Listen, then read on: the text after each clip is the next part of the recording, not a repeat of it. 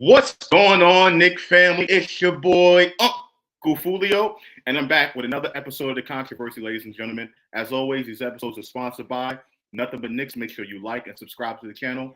Also, hit the notification bell to be notified anytime we go live. Pre-game coverage, post-game coverage, shoot-around videos, Coach's Corner videos, NBA Report videos, Queens Court videos, Knicks and Bruises, Kontroversy. As always, we have it all for you here on Nothing But Knicks, ladies and gentlemen. The Knicks are currently 42-33, fifth in the Eastern Conference standings. As of right now, I still think we are a couple games above Miami. Let me just double check. Look at that real quick. We are, actually Brooklyn, right?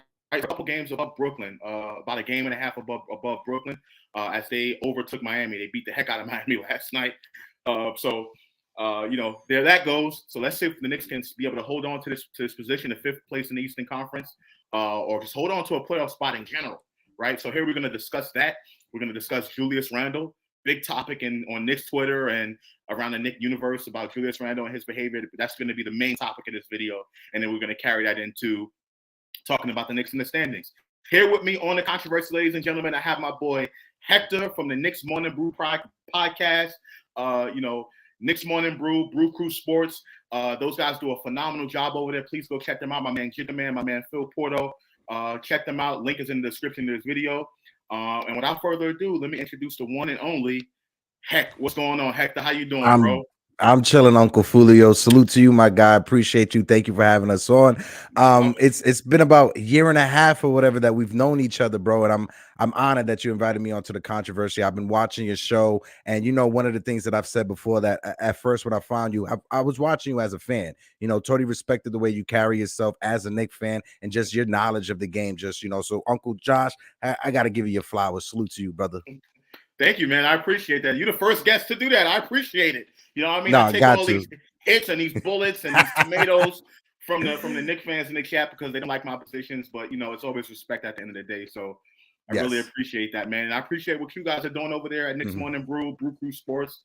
So at the end, I'm going to give you some time to basically, promote yourself and talk about what you guys do over there. Appreciate that. I know you said you had some comments you wanted to make before we start. Yes, if I can, everybody who knows me outside of being a content creator, you guys know that I worked in EMS and I worked the South Bronx for years. And I just had a passing yesterday, a former co-worker of mine, Artist Mindy's Pachado. He worked as a paramedic in the South Bronx for years. And I just want to give the flowers to Artist Mindy, to Pachado, and to the Pachado family. He has 5 kids, a wife. So thoughts and prayers to their family and stuff like that. As a first responder, it's hard working this job that we worked for years. But shout out to my man Pachado and his family. I just wanted to give those flowers. Rest in peace, Pachado. Salute to your family. God bless you, and just prayers and thoughts to them as they go through this tough time as well. Good job, Heck. Appreciate that. Thanks, let's get into it a little bit. We're going to talk a lot about Julius Randle and the Knicks specifically. But before we even start that part of it, today we got some breaking news, right? Reported from Shams. He reported that the New York Knicks are signing forward DaQuan Jeffries to a multi-year contract. Sources tell The Athletic and Stadium. Jeffries averaged 21 points for the Knicks Westchester G League affiliate, and he completed 2 10-day deals in New York. So just off the bat, initial thoughts about this signing. Do you think it's a big deal? And what do you think about this just in general? Well, when it comes down to it, the G League is the G League, right? We understand that he's averaging 21 points for the Knicks in the G League. When it comes down to it, I think it's just to secure the last few spots on the roster for the 15-man roster. If we get anything from Jeffries, lightning in a bottle, I'm all for it. But I'm not gonna just say, oh, we got a secret weapon now, Jeremy Lin 2.0. Watch out! I'm not gonna say that. I feel it. I think this is not. I mean, not a big deal right now, obviously. Mm-hmm. But the thing that I want to point out, it is a multi-year contract, and what I've noticed that the Knicks have been doing, these players, Jericho Sims, right? You know, he was on 10-day deals, and then he got a multi-year contract. DaQuan Jeffries now is the other player, and I think Deuce McBride is falling into that category. He's a second-round pick, so he's going to be in that kind of multi-year, low-paying type of contract. I think those deals are important, right? Because Deuce McBride gave us quality minutes this season. Jericho Sims gave us quality minutes, and I expect DaQuan Jeffries to do the same as well. However, I think this is important because if the Knicks decide that they want to trade some key rotation pieces that they have right now, whether it be RJ, whether it be Grimes, whether it be Obi, whether it be anybody that's in the rotation that you can say is tradable. I would say everyone's tradable, but just key rotation pieces outside of Randle and Brunson. And they acquire a big star. People always say that the Knicks are going to deplete the roster, right? And they're going to, and there's not going to be anybody here. I think having players like Jeffries, like Jericho Sims, players that can be players that you put into that new rotation, if that trade actually takes place, like that big trade, right? So I think the Knicks know what they're doing. I think they're strategic in how they're going about signing these deals. And I think they believe in DaQuan Jeffries to be a piece on the road, a late rotation piece or something like that they can throw. Give some quality minutes. So kudos to the Knicks. Kudos to DaQuan Jeffries. It's a multi-year contract. Always big for someone undrafted, going into the NBA. That's always big getting your first deal. But I think the Knicks know what they're doing with this particular trade. Not saying anything's going to happen this season, like he's going to be Jeremy Lin or anything like that. But I think the Knicks are going to strategically use him and use that contract. Either to put in the rotation. If I could just add on to what you just said, because when it comes to this front office, and even of recent years, the past 3 years, they have found value, whether it's the second round or from free agents or for draft picks that weren't signed. They've been able to find value and sign them to long-term deals. You bring up Jericho Sims, you bring up Deuce McBride. So hopefully this guy Jeffries can bring value to our team. If not this season, a few seasons down the line. You bring up the different trade scenarios, which is a good point. Also, when you have those different trades, you need these kind of contracts, low-end contracts, to help solidify a deal when it comes to roster spots, or if you're taking on other contracts or just moving the money around. It's good to have flexibility. A lot of people like to knock the Knicks for their lottery selections in the top 15, but when it comes down to this team, outside of RJ Barrett and Julius Randle, everybody who's contributing with this team has been a late first-round pick or a second-round pick. When you got Jalen Brunson, Mitchell Robinson, Quentin Grimes, Emmanuel Quickly, right? Oh, let me not forget Obi Toppin. Obi Toppin was a lottery pick also. But outside those three, a lot of the big key contributors for this team are late first-round picks and second-round picks. Yeah, I agree with you 100%. And I think, again, they know what they're doing. Years ago, there was questions about whether the Knicks were developing their players properly or player development was lacking in the organization for 20 years. And now you see that they're using the G League, which what the G League is for. It's for development. It used to be called the Developmental League, the D League, right, for development, but they changed it to the G League. And the Knicks are using that to their advantage. So kudos to them. I totally agree with you on that. Let me go give a shout out to everyone in the chat that's watching. Thank you, everyone, for watching again. Happy Sunday. You could be doing anything else on your Sunday, but you're tuning in here with me, and I really appreciate that. Nemred12 says, what choice do we have? I think he's talking about Randle. We're going to talk about that in a second. Salute to Pudge Nice. Pudgy. JJ, salute. My salute guy. to you. Your co-host, Phil Porto. Salute to my you, my brother, guy. Phil. Phil Morning Brew. Yes, sir. Andy, what's going on with you? Your third co-host, Jigga Man, is also in the building. Salute to Jigga Man. If you guys didn't know, Jigga Man and Phil are both brothers, if you couldn't tell by the last name Porto. Right, exactly. And Jigga Man lives not too far from me, up the road in Concord, you know what I mean? So salute to you, my guy. C-God, salute to you. Keith Turner. Ajay's in the chat. Salute to Ajay. I was on the pod with him and the Queen on Dope Soul nice. A couple days ago, yesterday, 2 days ago. So shout out to the Queen also. She has been killing it when it comes to her coverage of the Knicks, bro. And being in the morning and stuff like that, it's a different community in the morning. But shout out to the Queen and how she's been moving. Yeah, salute to the Queen. I don't mess around. She got it. No, well, That's no, no, all no. she Yeah, got. She yeah. got Listen, you Knicks fans out there, I think you're nice and bold. Let Steph get a one-on-one. She'll dunk on you real quick, guarantee. No question about that. DaQuan 718 Jeffries is good. I agree. Gilbert Major. All right, let's get a couple more. Gilbert Major said no, he's too immature, especially as a quote unquote veteran. Salute to Geraldine MacGyver. Good to see you in here. Another one. Shaw Powers, my man. Shaw Powers. My Salute guy. to you. And let's get one more. Walter White. Charlotte is cooking the Mavs. Yeah, Charlotte's been cooking a lot of teams. Oh wait, before we jumped into the next comment, just real quick, bro. What's your thoughts on this debacle that's happening in Dallas right now? I don't really do it too much. I think that everyone's, they're supposed to be doing better because they made the Kyrie Irving trade. But Dallas is going for it. And I think come playoff time, I think that's when we're really going to find out about them. The regular season right now, for me, I'm not really feeding into it too much. They deserve to get booed off the floor when they were losing against was it Charlotte they were playing? Was it Charlotte? Yeah, at home, think it was Charlotte, yeah. They deserve to get booed off the floor. They were playing horrible, right? So yeah, I mean, I'm not really feeding into that as much. But come playoff time, I guess that's when we'll really know. Yeah, and Kyrie Irving's on an expiring contract anyway, so they don't have to keep him. Yeah, I think Kyrie and Luka, specifically more Kyrie, is getting a bad rap for what's going on in Dallas right now. This comes down to the front office. And yes, you had to do what you got to do to trade for Kyrie Irving, but you still have to have a team around Kyrie and Luka. They can only do so much around the team that they have built around them. Yeah, I agree, and I think that's gonna all gonna be determined come playoff time. I think their styles are a little bit conflicting. They both need the basketball in their hands. Luka Doncic is probably the top ball dominant guard in the league. He just dominates the basketball. I think Dallas is still number one in isolations in the NBA. The Knicks are second on that list, by the way. So yeah, salute to Gavin from Duval County, my man. Look at him, looking fresh, looking sharp in that picture, man. Salute to you, my guy. All right, so let's get into it. Let's get into it real quick. So Julius Randle, that's the big topic on Knicks Twitter. That's the big topic on in the Knicks universe right now.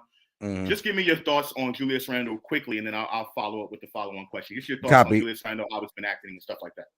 I'll make it real quick. Shout out to Stafford Don in the chat, my bro Stafford Don. I'll make it real quick. When it comes to Julius, I started this season and I went into the season specifically with the idea of giving everybody a clean slate. Whatever happened last season, it happened last season, right? So I wasn't going to hold anything against anybody that what happened last season. Another note when it comes to Julius Randle, the season he's having this year, it is the best season he has had in his career. 2-time All-Star, 2 times out of the 4 seasons with the Knicks. The only thing I'm going to say when it comes to the Randle situation is if you're on that train of we got to trade Randle now because of what happened, you're full of yourself, right? You just need to stop it, right? Just because that goes to show that it comes from a place of you not liking Randle to begin with, right? When it comes down to it, if the New York Knicks, if we are going to make noise in this playoffs that is coming up, we need Julius Randle to be on this game, and we need Julius Randle to be the Julius Randle we know he can be, right? Is Julius Randle warranted with his frustration with the referees? Absolutely. He is definitely warranted with his frustrations with the referees. I would just want Julius Randle to make better decisions when it comes to choosing his battles, right? If you want to get a tech in that situation, allow your coach to get the tech in that situation. Josh, you watch basketball. You watch baseball just like I watch baseball. When the manager gets ejected from the game, the team rally around that manager in order to get the win. Same thing for basketball. If Tom Thibodeau gets ejected, he gets ejected, right? You're going to rally around your coach. But if you got your star player or one of your star players getting that technical foul, players may not want to rally around that player in fear of they may get a technical foul from the referees, right? So that's just my thoughts real quick.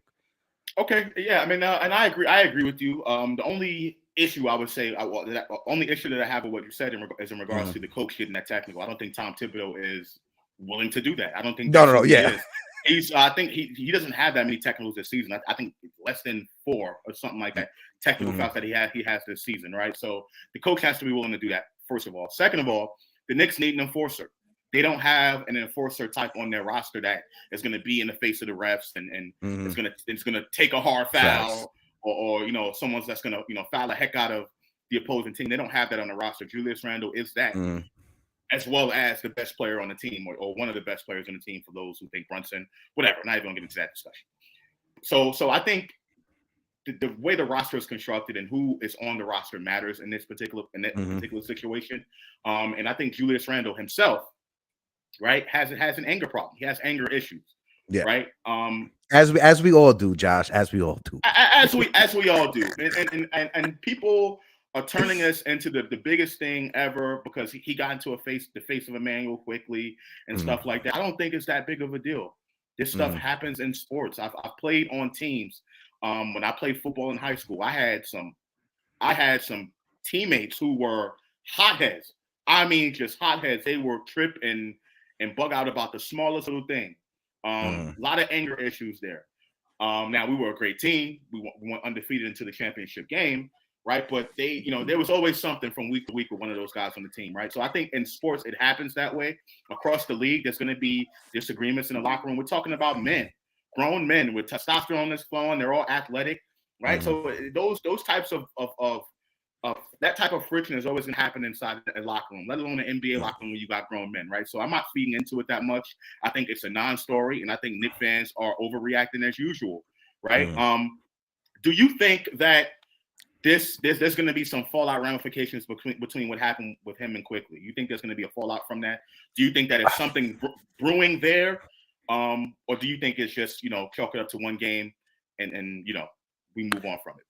Honestly, I'll chalk it up to this one game and we'll move past from it. One, I would love to be a fly in the room, right? When it comes to being in that locker room, seeing the conversation that Quickly and Julius had during halftime, or if there even was a conversation.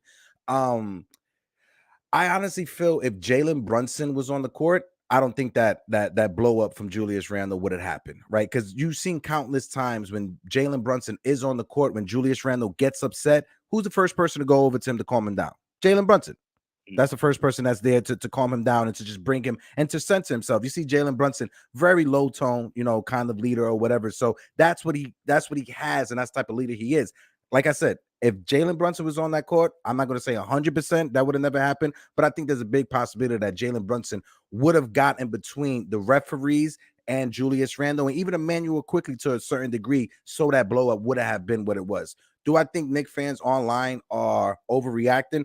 I'm 50-50 with it, right? If you're someone that's saying trade Randle just to trade him or whatever, you're overreacting, right? But at the same time, if you're a fan that's saying that oh, well, it's not a big deal, well, things happen, and you want to point to other situations that during the season, you're playing whataboutisms, right? We can go back and forth to be like, oh, well, this player did this or this player do that. That's like a kindergartner saying that, why can't I race my car across the street? Josh is doing it too. Why can't I do it? That's not how the conversation goes. It's whataboutisms to me when you break it down. But I'm not going to fault Julius Randle because, like I said, is he warranted in his frustrations? He is absolutely warranted in his frustrations. I just wish he would have handled it differently, right? Am I the type of person that's going to scream at my teammate and look like I want to fight my teammate? No, but that's me. I'm wired differently than Julius Randle, just like you, Josh, are wired differently than Julius Randle or those teammates that you were talking about or you gave examples for. Everybody's wired differently and everybody's going to handle situations the way they handle it, right? I just wish Julius Randle just take a step back because these referees are looking for you to blow up. They're just poking the bear, waiting for you to blow up so they can give you that technical foul. I'm not sure if you heard the comments from Mark Berman when he was on CT. Shout out to my guy CT. The streets are button. But when you heard CT, salute to my guy. Mark CT. Berman said after that game against the Nets, when Julius Randle called out the referees, it kind of feels like the referees are headhunting from Julius Randle, wanting him to get upset to give him that technical foul. Over the past 2.5 to 3 weeks, Julius Randle has 11 technical fouls for the season. 6 of those techs came within the past 2 to 3 weeks. Right. And that's because the referees are poking the bear, wanting to get him that frustrated just to give him the technical foul. It was just the same way how the referees used to treat Rasheed Wallace back in the day, poking the bear, wanting to give him that technical foul. Ball don't lie. Ball don't lie. Right. Let me just get to some of these comments. Salute to Lonnie Meeks. Is Jeffries a small forward? What are his dimensions? He's a small forward, can play a little bit of shooting guard as well. 6'5", right? 6'5". So a little bit on the shorter end for small forwards, but the guy can play. We've seen him in the summer league, and for those who've watched some G League games, the guy can play. He's a baller. Thomas Banks, keep Zach over there. I think he's talking about Zach LaVine. I haven't spoken about Zach. Yeah. See, God, Julius ain't the answer. He's a head case with terrible IQ. Okay. Keith Turner, I'm done with it today. It's my off day. It's been peaceful, and I intend on keeping that way. Just enjoying the show, my man. Appreciate you, Keith. Benny Aminoff.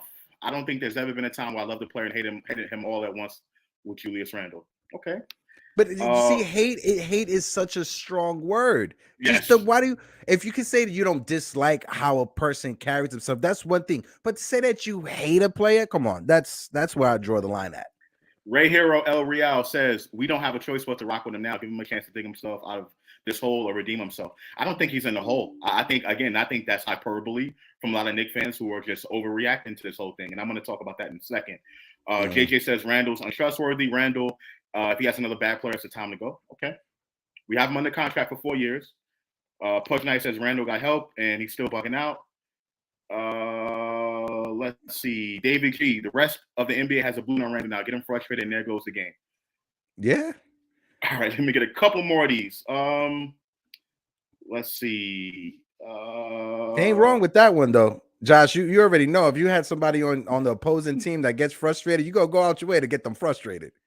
Yeah, but I don't think the NBA is specifically looking at Julius Randle, and I don't think it's a big conspiracy, and the refs are just independently looking at Julius Randle. I'm going to address that in a second. Phil, he says, Knicks fans, Trae Young is such a freaking cryberry. The same fans, Julius Randle's a grown man dealing with grown man stuff. Oh, boy. Here we go. I think me and Phil are going there. I don't know. Listen, I don't know which one of y'all be controlling that Twitter account. I don't know who I was talking to yesterday. That was Phil. That was Phil. I'll be in the DM sometimes, but that'd be mostly Phil. Oh, man. I'm like, yo, who am I? Am I talking to Heck? Am I talking to Phil? Am I talking to Jiggy Man? Like, what's going on? But now the reason why is that Phil Elon Musk banned Phil off of TikTok, so Phil can't get a new Twitter. He can't get a new Twitter. That's what it is. What did he do? Oh man. Oh boy. All right. Here's the thing about this. First of all, in regards to Emmanuel Quickley, I am proud of Emmanuel Quickley. Mm-hmm. The Knicks put out earlier in the season when Julius Randle had his first blow up and he got that technical earlier in the season. It wasn't recent. And Tom Thibodeau came out in the press conference at the end of the game and was like, yo, somebody else on the team need to step up and get in his face. And to me, I didn't realize the Knicks don't have anybody like that can really do that. That's why I was a big advocate and proponent of the Knicks bringing in someone like a Patrick Beverley, someone like that's an enforcer type that can get in Julius Randle's face to stop him from prevent him from hurting himself, basically getting himself kicked out the game. But I've seen Emmanuel Quickley do that. To me, that showed maturity from him. So I'm going to give a big kudos to him for doing that. And even though Julius Randle got in his face and stuff like that, those things happen in locker rooms. To me, those things can either do one of two things. It can either tear apart the team or it can make the team stronger. And for me, I think with this situation, it's going to be the latter. Emmanuel Quickley taking that step up. I think Julius Randle is going to respect him more now because he did that, right? And I think the rest of the team is also looking at that Emmanuel Quickley, like what he did, and giving him respect for that as well. So that's how I'm looking at Emmanuel Quickley in that situation. In regards to, I don't think we answered it. We went to this question, but do you trust him in the playoffs? Do you trust Julius Randle to hold his emotions for the playoffs? As I trust Julius Randle as long as Jalen Brunson is out there, right? Like I said, when it comes down to Julius Randle, the season he is having and the season of Emmanuel Quickley, the growth of Emmanuel Quickley, I could say a lot of that comes from having that mentor in Jalen Brunson, right? The fact that Emmanuel Quickley is more vocal on the court, especially from the defensive side of things, I think that comes from Jalen Brunson being there, being that mentor for him. Last year, the year before, in IQ's rookie year dating back, you never saw IQ on the court telling people, yo, you're missing your assignment. Watch out for the pick. All that came this year. When it comes to Julius Randle, the way that he was able to conduct himself before the All-Star break is besides these last 2 weeks. And you pinpointed to that's when Jalen Brunson had that ankle issue, and he's been missing a lot of these games. Majority of these, we've gone 1-5 in those 6 games that we got technical fouls, right? In each one of those games, Jalen Brunson hasn't played. Right. So every one of those 6 games that I pointed to over the past 2 or 3 weeks that Julius Randle has gotten those technical fouls, it's been games without Jalen Brunson. Right. So I trust Julius Randle as long as Jalen Brunson is there to be his co-host, to be his A1, to be his Robin, or whatever you want to say it, to be that person that calms him down and brings him back and centers him. If Jalen Brunson is out, I'm not saying he is or is going to be, knock on wood, but if Jalen Brunson is forced to miss some games because of these injuries that are popping up later on in the season, I'm not sure if I could trust him or the team. So I think you make a great point, and I think that's a great correlation talking about the games that Randle has blown up, right? It's been games without Jalen Brunson, but I think it's a little bit more nuanced than that. First of all, the Knicks running offense, a heavy ISO offense, where they're force feeding Julius Randle the ball, right? If you look at it statistically, Julius Randle is top 10 in the NBA in foul draw rate out of isolation. So he is getting fouls called on him. But because the Knicks force feed him the ball, there's no Jalen Brunson on the floor. And even when Brunson's out there on the floor, they still tend to force feed him or just ISO down it with Brunson. That causes Julius Randle to have the ball more, which gives more potential for Julius Randle to be frustrated with fouls or lack thereof, right? To AJ's comment, actually, I just couldn't disagree with you more. No one's babysitting Julius Randle. This isn't about a babysitting type of situation, right? He's frustrated because he's not getting calls, right? He is a grown man. This is not him being someone needing to babysit him, right? Some players are more emotional than others. For you to try to spin it into a babysitting type of situation, I think is unfair, right? And I think it's completely naive to think that there's not players that are more emotional than others. So it's not a babysitting type of situation. I think those are the wrong choice of words for Julius Randle, and I just don't think it's appropriate to say that Julius Randle needs to be babysit. Someone needs to babysit him, right? I just don't agree with that. Agree. But carrying over into the fans, I know you said that you think some fans are overreacting. I want you to expand on that a little bit because I'm about to go off on some of the Knicks fans. But I want you to go ahead and go first because I'm just so frustrated with some of the Knicks fans right now. But I'll let you go first and talk about, do you think the fans are overreacting? I got you, bro. I'm gonna lay the foundation for you just to go off or whatever. For me, like I said, it's from both sides. It's from the side of fans that want to just trade Julius Randle because they're frustrated with what happened, and that stems from you already not liking Julius Randle. Then it comes from the other side of the coin that are just saying, well, he's just a man, and this is how men act or whatever, and he grown man or whatever, blah, blah, blah. To me, the true definition of what a man is supposed to be is somebody who could regulate their emotions. How Julius Randle has been carrying himself is not showing good regulations of emotions. You're catching a temper tantrum looking like a 13-year-old child or someone in the third grade. I got upset because your Pokemon cards were taken away. That's the opposite side of it, right? But the frustration that I'm saying Julius Randle is warranted in is the referees. Is the frustration with the referees warranted? Absolutely, because there's been so many calls that he gotten fouled. He literally bounced off of that one player in the last game before he went up to the referees to say something, right before the halftime. Literally bounced off of him like it was a football practice, right? So the overreacting for me, it comes from both sides. Fans that just want to say blindly that they should just take this and just throw it into the back and just forget about it, and the other fans that say we should just trade Julius Randle just to trade Julius Randle. If you want to criticize how he carries himself, that's one thing. But just don't blindly excuse it just to excuse it. Do you think any player that is complaining to the referees about a foul call in that moment is acting like a child?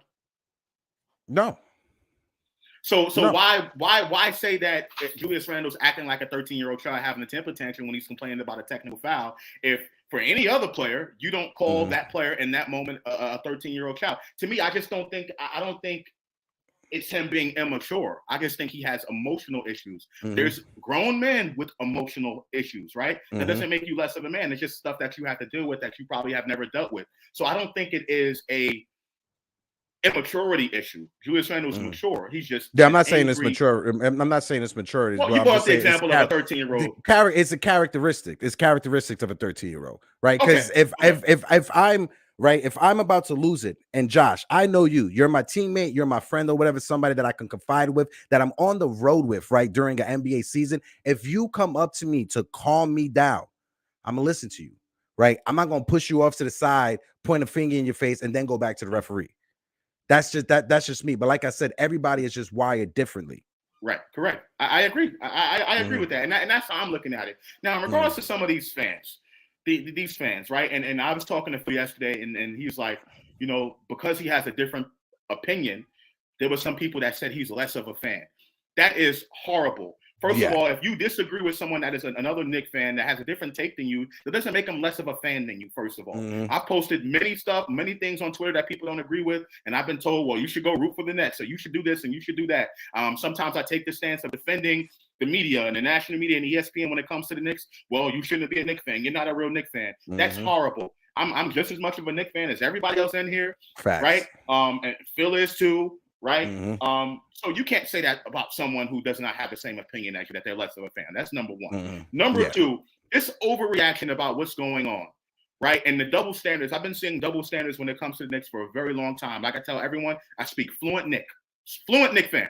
I know how Knick fans Yo, that's operate. hilarious. You need to put that on a t-shirt. I know how some Knick fans operate. I'm not going to say all because we're all different.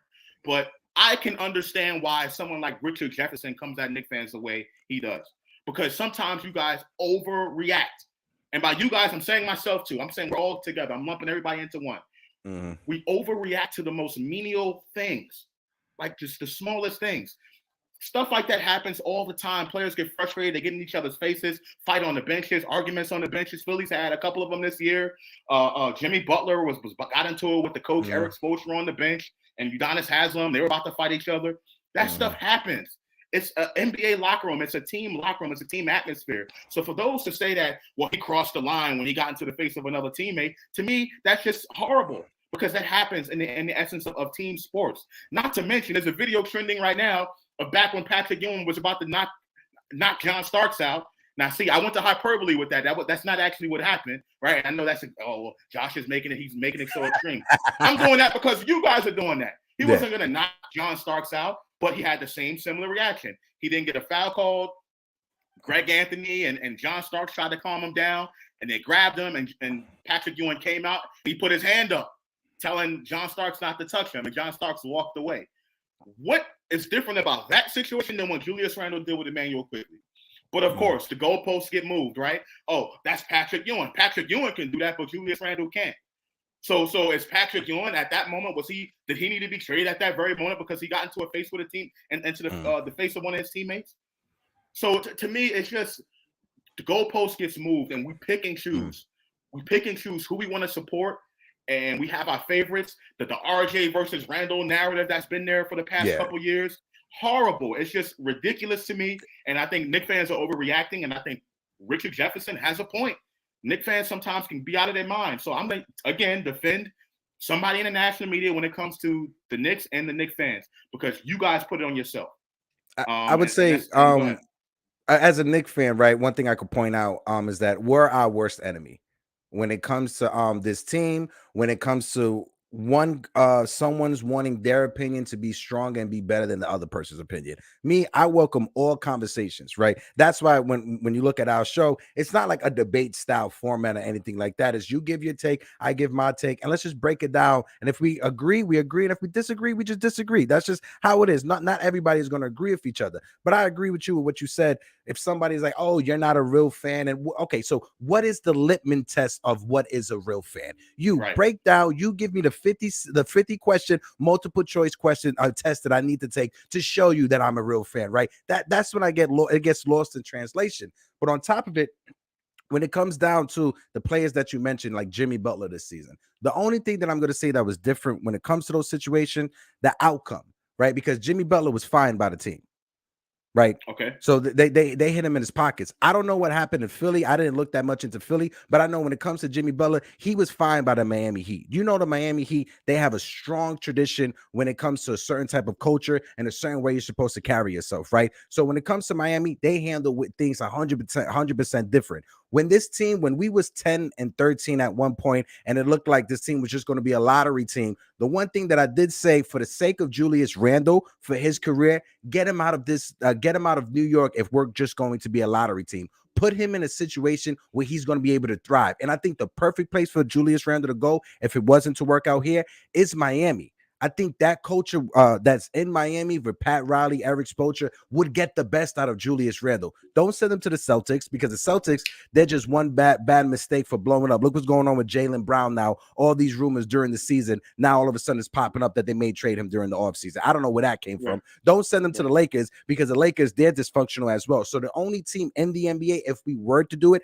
back at the time when I said when we were 10-13, not now, I'm totally have a different stance now, because we're not going to be in the lottery. But if this team is just going to be a lottery team for years and years to come, put Julius Randle in a situation where he is going to thrive in the culture that's going to get the best out of him, and that's in Miami. That's why I said Miami is a bit different, because they held Jimmy Butler accountable by hitting him in his pockets with that fine. I don't know what happened in Philadelphia between Embiid and Harden, and I don't know what happened with Patrick Ewing. The Philadelphia thing, I think was Montrezl Harrell and what's the other light-skinned guy that got the shooter that they got that they got over that they there in traded Philly. that was Yeah. One I of know them what on you're the talking bench, but they got into it on the bench. It was just one of those things. But I just brought those examples up to show people and let people know that blow-ups between teammates happen. It's the NBA. Like Golden State, they had a situation earlier in the season. Draymond Green punches Jordan Poole in practice. I don't think that had a major effect on them not winning games this year. Like to me, injuries is what cost them games this season, right? And I think in the playoffs they're going to be a strong team. They might even win it all. Yeah, I'm not sleeping on Golden State.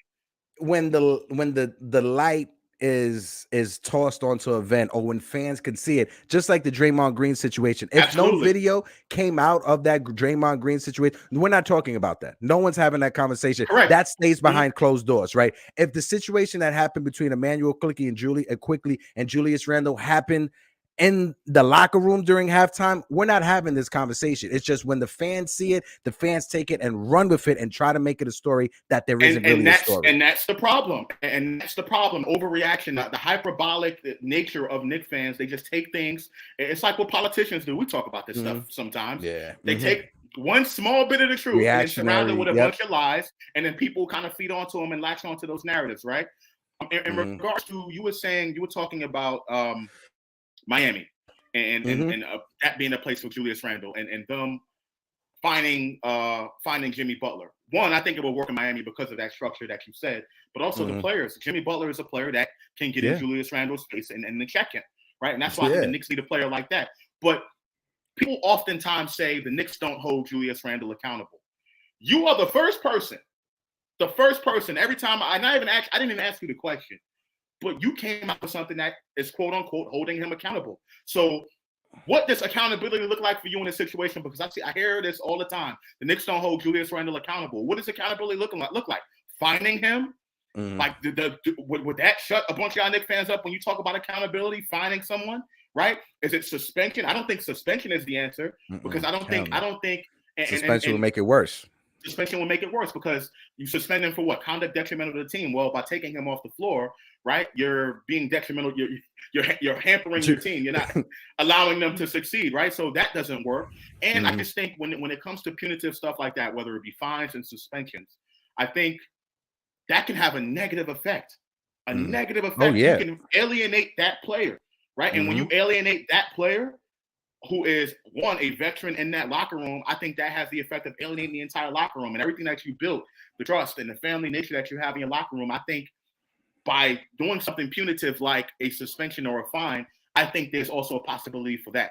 So to me, I don't know what accountability looks like, truly looks like. I don't think Knicks fans who throw that out there really knows what it looks like either. But and then you can't just keep saying accountability and not give me an example. But so I appreciate that. No. But look at also, like I said earlier, we're not in that locker room with the team. That's why I say I would love to be a fly on the wall, because all of us back here, when we're watching it on Twitter or however, we're saying, oh, hold them accountable, do this, that, and third. You don't know what's happening behind the scenes. If the Knicks are having these conversations with him, if Johnny Bryant is having these conversations with Julius Randle, but because after that situation that happened with Quickly and Randle on the court, the first person that was walking with Julius Randle back to the locker room was Johnny Bryant.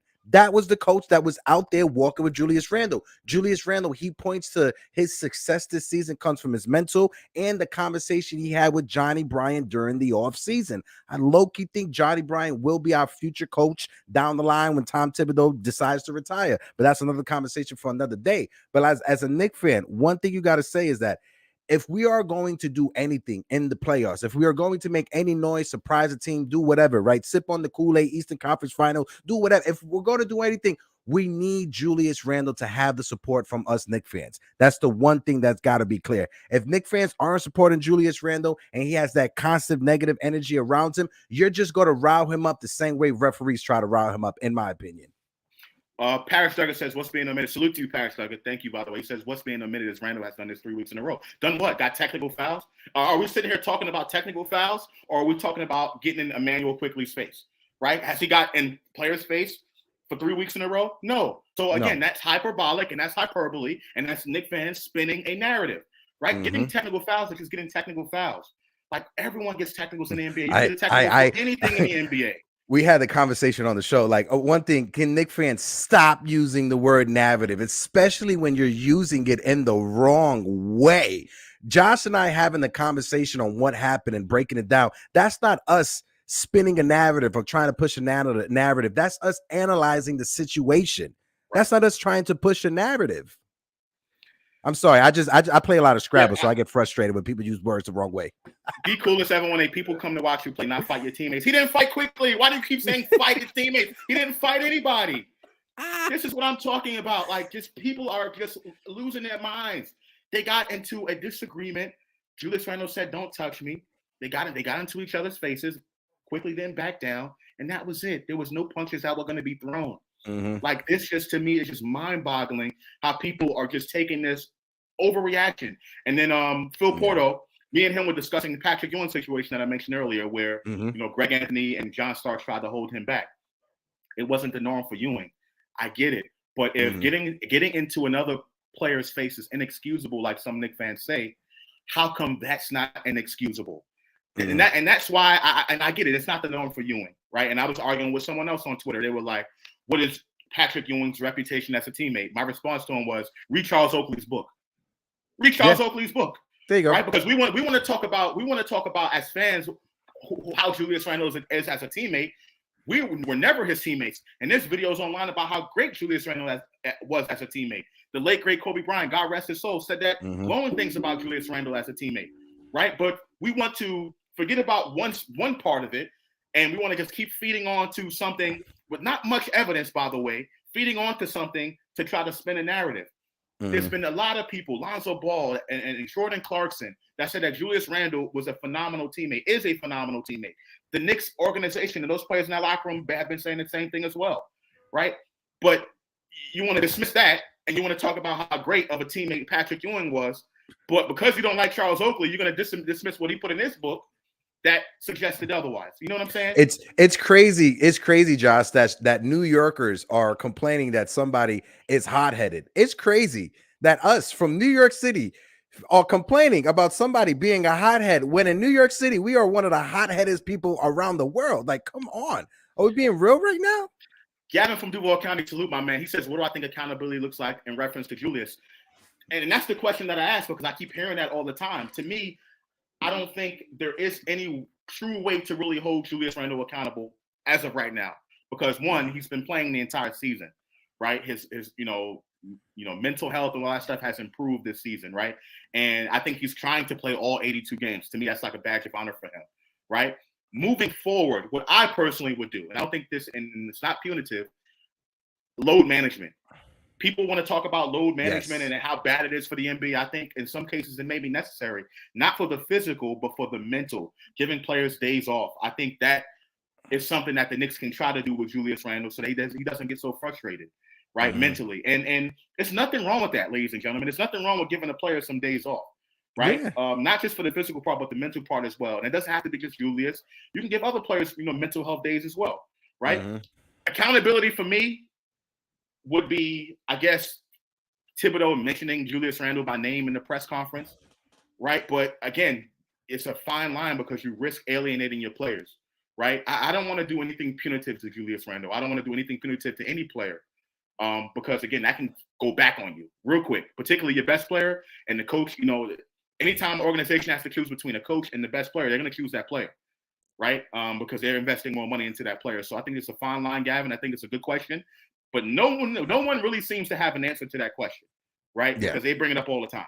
So yeah, like I said, if you want to look at the example that I bring up when it comes to Jimmy Butler in Miami, hit him where it hurts, in your pockets. Like, as somebody that I worked in EMS for years, right? And one thing that supervisors used to do, and it's something that I hated, if they wanted to hold someone accountable or make an example out of somebody, they'll suspend you for a day or take you off the schedule for the day and hit you where it hurts in your pockets. And you think twice before having a blow up like that. Is this something that I think is cool, just taking money out of somebody's pockets? Absolutely not. But if you're trying to set an example, I think that's like the midway point that you could send the example without it being a detrimental to the team. Like you said, if you suspend him for a few games, that's just going to make the situation more awkward. Now you're going to have Obi Toppin having to answer questions during post game. And you know how the New York City media is. They'll try to just poke holes where there's nothing to poke holes at, right? Just like the fans. Just like the fans. But go ahead. No. But no, same thing. But No, look you're at right, look what happened with Memphis with the whole John Morant situation. Like, who the hell wants to listen to Dylan Brooks and what he has to say? Now it just makes the situation more awkward over in Memphis. Now Ja is back. They're not number one or the most favored now in the coming out of the West because of that situation and what that took away from that team when it comes to momentum and chemistry. It's an awkward situation now over there in Memphis. It's going to have to take some time to fix that situation. You don't want to have that over here. I think when it comes down to it, they'll be okay. But Julius Randle, he's not walking up to West 4th to the park and kicking kids in the stomach or in the chest and stuff like that. He's not doing that. You guys are overreacting. Like, I get it. If you want to say he should handle himself better and pick and choose his battles, like I said, if you want someone to get a tech in that situation, let Tom Thibodeau get that tech in that situation. Let Johnny Bryan get that tech in that situation, or even let Daske get that tech in that situation. That way the team could rally around. I know that's not going to happen. Hypothetically, I'm just saying, if I can have Christmas early, Josh, let me have Christmas early. What I'm saying is, hypothetically, if you were to want someone to catch a tech in that situation, you want it to be from the coaching staff, not from the players. Because if the coaches get a tech, they get a tech. And if they get thrown out the game, it's the next man up. If Julius Randle gets a tech, or if he gets 2 techs and gets thrown out of the game in the first half, there's a 90% chance we don't win any game. I'm going to respond to Gavin real quick. He said, does it appear to the eye based on what we see on the floor that Randle has been held accountable? To me, you can only be held accountable by a team if what you have done is detrimental to the team. I don't feel like this situation is detrimental to the team or enough that it is detrimental to the team. I think this is something that's going to help the team. By taking Julius Randle off the floor, that's detriment. That's a detriment to your team. So to me, I don't feel like accountability that he needs to be held accountable at all for this type of behavior, because I don't think it's detrimental. Now, if Julius Randle was not being a good teammate, as far as, there's a lot of friction and he's not doing what the coach is asking him to do, and he's not buying into what's going on, that's detrimental. Send him home at that point, because then he is the one initiating that detriment to the team. But this situation, to me, is just being blown out of proportion, Gavin. So no, I don't think that Julius Randle is being held accountable, and I don't think that he needs to, in my opinion. Right? And that's the thing, and that's how I feel about that. Yeah. Salute to everyone in the chat. I feel the same way, Josh. And salute to everybody that's in the chat. And like you brought up earlier, the divide between the RJ fans and the Julius Randle fans. I guarantee you this. I don't know what the specific are when it comes to people's personal life and stuff like that. But a lot of those accounts that are saying to trade Julius Randle, I guarantee they're the RJ stands. I 100% guarantee those are the RJ stands that are saying to trade Julius Randle. Like, just let people know where your hatred for a player, where it stems from. Because, Josh, if you ask me if I don't like The Sopranos, I'm going to let you know why I don't like The Sopranos, why I think The Wire is a better TV show than The Sopranos. It stems from somewhere. My thought process, it stems from somewhere. So just like a lot of you guys are saying to trade Julius Randle, that stems from somewhere, and it stems for your love for RJ Barrett and your hatred and your despise for Julius Randle. Just let it be known and don't try to mask it and just try to hide it. I agree. And one last thing about the Patrick Ewing situation, people were saying, well, you can't compare Randle to Julius, Randle to Patrick Ewing. Patrick Ewing was the better player. I don't think how good of a player you are matters in this situation. Patrick Ewing was about to, mad at the ref, swinging his arms, some long arms that Patrick Ewing had. John Starks grabbed him and he said something, whatever Patrick Ewing said in Jamaican patois. Salute to my Jamaicans out there. Whatever he said, right? But he put that finger up. Like, yo, don't touch me, dog. Don't touch me. And John Starks walked away. Like, I don't see how that is different than this Randle situation, but people are going to defend that because it's Patrick Ewing and not defend Julius Randle. So I just have an issue. But Knicks fans, there was a big faction of Knicks fans back in the day that wanted to trade Patrick Ewing. They even wanted to trade Patrick Ewing. So Knicks fans are never going to be equal or be aligned on the same thought process. Like I said, you had Knicks fans in the 90s that thought Patrick Ewing was a bust and he never lived up to his potential and they wanted to trade him. Come on, let's be real. Right. Salute to Paris, but thank you for the follow super chat. He says it's foolishness to expect young men to shoulder Julius Randle's BS over and over. What's next? Grab or hit a ref? You sure Marcus Smart can't be his last straw? What's next? Speculation. What's next? What if? Nothing concrete, right? All this stuff is just like no one really has hearsay. Yeah, so no one has a true leg to stand on, in my opinion. Mm-hmm. I think this stuff is isolated to who Julius Randle is. I don't think this is a Nick issue. I think this is a Julius Randle issue himself, right? Mm-hmm. So far this season, I don't think it's cost the team. I don't. I don't think. Now, last season, if you want to talk about last season, and you know, it costing the team, like the game against Phoenix where he got thrown out the game when the Knicks were winning, I think you can point to that specific situation. But this season, past couple weeks, I don't think Julius Randle's blow-ups are the reason why the team lost the game, right? I think we were missing Jalen Brunson. Yeah. And secondly, we were playing horrible defense, and that's a team thing, right? That's not on Julius Randle. So thank you for the super chat, Paris Duggar, but I disagree with you there. There was another, once again, David G. You ain't didn't do it all the time like Randle. It's not about doing it all the time. It's about doing it one time. Is one time enough? Do you think you get 2 times? Like if you commit a crime, do you think you get 2 times to commit a crime? Just doing it one time. So I don't agree. Rodney Atkins says so. Everyone else is wrong, and you two clowns are right. See, and this goes back to people disagreeing with you, wanting to throw insults and all that stuff. You know, it is what it is. It is what Rodney, it is. I apologize, Rodney. But I'll just say this. I'm not saying everyone else is wrong. I'm saying everyone else is overreacting. It's 2 different things. So there can be the truth there. And then there can be lies surrounding the truth to push a particular narrative. The same stuff that the fans want to accuse the national media of when a team stunk for 20 years. And, they're picking on us. They're pushing this narrative. Was because the team stunk, right? And everyone wants to go on the national media for pushing these narratives. And look at us here doing the same thing. So this is why I defend the national media sometimes when it comes to them going at Knicks fans and sometimes the organization, because we do this all the time. We do it within ourselves. So that's the reason why I do that. Ronnie, shout out to you, and I appreciate you having those $4 shades that you got from Target on as a profile pic. Shout out to you, my guy. No. Otherwise, Julio, Knicks have. I think he's talking about Knicks fans have become officially soft as baby. You know, I don't get it. They want dogs that don't bite, and I agree. We want these players to sing "Kumbaya" under rainbows in the locker room, and you know what happened in New York. The essence of like being in New York. You know what I'm saying? Like people want to complain, oh, they're making fun of James Dolan. You know what I mean? And to me, I just don't agree with that. Yeah. All right, but heck, before we get out of here, last thing we want to touch on real quick. I know we spoke on the Julius Randle, Emmanuel quickly thing at length. You know, we have different opinions, and for everyone in the chat that does disagree with us, please put your comments in the comment section at the end of this video. You know, I read them, and I would definitely call you out, and I will respond to you.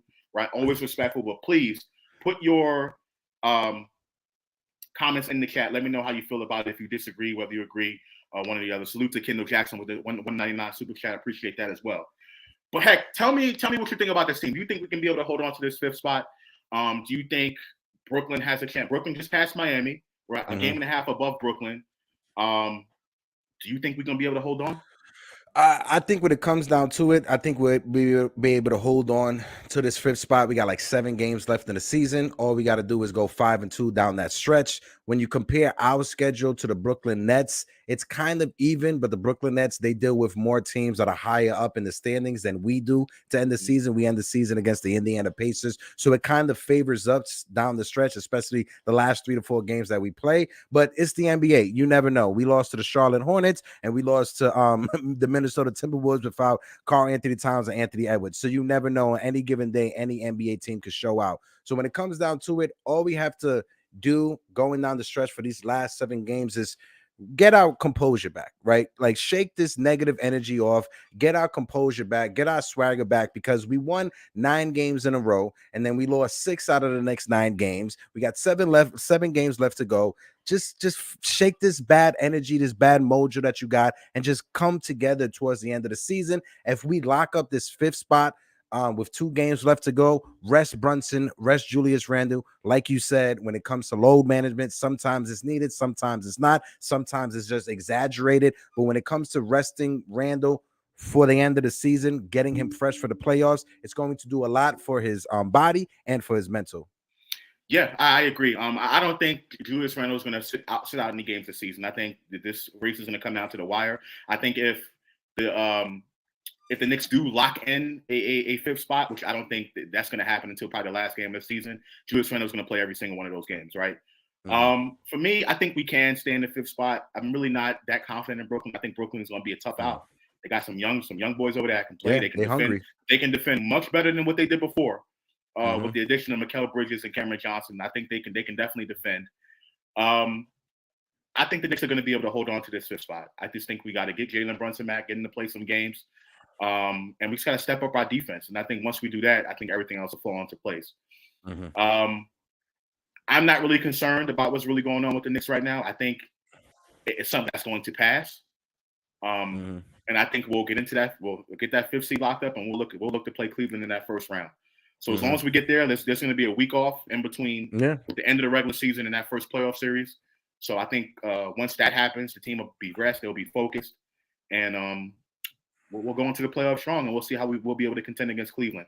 Worst case scenario, even if we get surpassed by Brooklyn or Miami, or whoever it is, and get to the sixth spot, I'm comfortable with that. I'm comfortable with that, and I'm saying you know them fans gonna come for you, UnclefOOlio, if we get that sixth spot. yeah. Because to me, I'm more worried about what the Knicks are gonna do in the playoffs. As long as they don't fall into the play-in, 7, 8, whatever. As long as they don't fall into that, I'm cool with that. But to me, the seeding in the regular season, it matters as far as who you play in that first round matchup, right? If Knicks fans want to say, I'm not afraid of anybody, I'll play Philly, I ain't afraid of none of them. We can take them 7 games. Okay, so you shouldn't care if we fall into a 6th spot where we got to play Philadelphia. To me, 5th, 6th, 4th, it doesn't really matter. What matters is the matchup and how you're going to be able to play in that first round matchup. And if you're under the way of thinking like me, I think the Knicks can compete with some of those teams, then it doesn't matter. You know what I mean? As long as you don't get put in a play-in situation, that to me is a big drop off. You know what I'm saying? Yeah, so and I think Knicks fans just know we playing with house money right now. This is all house money.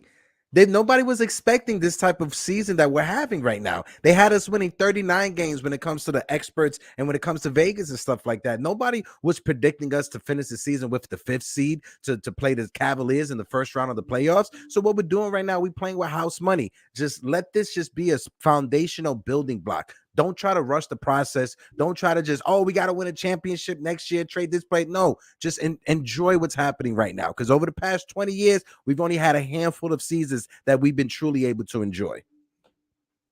Mr. Absolute Truth says, you see my comment, but want to answer is defense win games. Yeah, we got to play defense. I agree with that. All right, Heck. So this is where we come to an end. But what I'm going to do right now, what I always do for everyone that comes on the Kontroversy, I want to give you a chance to basically promote yourself. Appreciate you, bro. Let the people know where they can find you and all that stuff. So the floor is yours, man. You got it. I appreciate you, bro. And again, shout out to you, Uncle Josh, UnclefOOlio, over at the Kontroversy NBK. Shout out to the NBK fam. Like I said earlier, got to give Josh his flowers, because one thing I like to say is that a man only gets his flowers on the day that he passes away. So make sure you give them their flowers when you see them in the moment. So that's why I just had to do that earlier for you, Josh. But you guys can catch me over at the Knicks Morning Brew and the Yankees Morning Brew. I host both shows during the week, Monday through Friday. I also work with NYY News TV, the #1 Yankee channel on YouTube right now. We got an event coming up April 1st. We are taking over the Audi Suites at Yankee Stadium. It's going to be amazing. We have a giveaway. If you're trying to join us over at Yankee Stadium the day of April 1st, you could go on Twitter, KOD Media, look it up on Twitter. You'll be able to enter into the contest to win 2 tickets to the Audi Suites at Yankee Stadium. On top of it, just so people know where we come from, KOD Media, the Knights of Dejan, it's an NFT project. If you guys are familiar with Web3, the Knights of Dejan is the #1 sports betting NFT project in the world. We just released our app, the Knights of Dejan app. It is in the App Store right now. What it does is it follows all of your betting across all platforms, whether that be MGM, FanDuel, DraftKings. The more you bet, the more you earn with us. We got a March Madness bracket that's just wrapping up right now. It was amazing. Our app last week on the App Store and both Apple and Google and the Google App Store, it was the #1 app downloaded and used the day before March Madness. So you guys can follow me. Like I said, the Knicks Morning Brew or the Yankees Morning Brew over at Brew Cool Sports. We got another show that comes on Thursday nights. It is the Smitty and Eddie show, which covers the NBA as a whole. But baseball season is right upon us, and I guarantee this is not going to be the last conversation you see with myself and UnclefOOlio. Let's go Mets, ladies and gentlemen. Let's go Mets. Now get that Yankee stuff out of here. I'm a Mets fan. Shout out my man Ronnie in the chat as well. Ronnie, just know it's all love, my guy. All love. Drip more as well. Shy Powers, my guy JJ. Mr. Absolute Truth as well. Stapper Don. Appreciate everybody. D Coolish. Shout out also my brothers Hard Will and Worldwide L. If you guys recognize me, I started over there at For the Love of the Game. I have so much love and respect for both of them over there. So shout out my guys over there. I had to move over to where I'm at right now just because I couldn't commit to the late night stuff. I have to do stuff in the daytime just because I got my business that I run during the day. Yes, sir. My man Heck from Knicks Morning Brew Crew Sports. Please check them out. Link in the description of this video, ladies and gentlemen. Once again, thank you for tuning in with me here on The Controversy. Listen, I have my opinions. At the end of the day, we're all Knicks fans. I tell people this all the time. You can have 4 Knicks fans in the room and get 7 different opinions. That's just how we operate, right? But we're still all Knicks fans. I love this team. I think we're going to be okay, ladies and gentlemen. Please stop with the overreactions. Please stop with it. Paris started to trade Randle. No. Send him the early shower. Yes. Okay. So then, all right. So then you don't Paris, win. we agree, baby. We agree. So you don't want to win. So you don't want to win. If that's the case, thank you for the super chat, Paris. I appreciate it.